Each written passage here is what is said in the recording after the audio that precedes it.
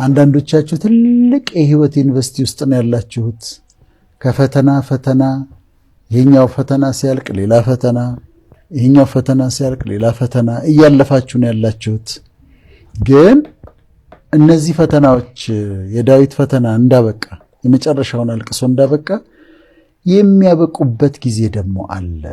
ግራጁዌሽን ቀን ደግሞ አለ። የደስታ ቀን ደግሞ አለ።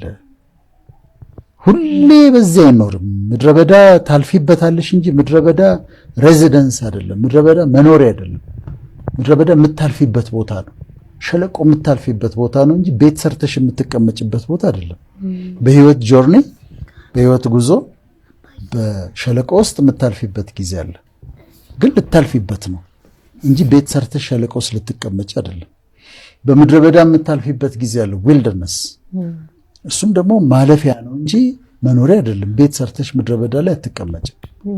ስለዚህ እለፉት። በፈተና ውስጥ የምታልፉ ሰዎች፣ ቴስት እየተደረጋችሁ ያላችሁ ሰዎች፣ የተለያየ መከራ እየመጣ የሚፈትናችሁ ሰዎች እሱን በትዕግስት በጽናት በጸሎት እንዲያልፉት ነው። ከዛ ግራጁዌሽን ቀን አለች ነው።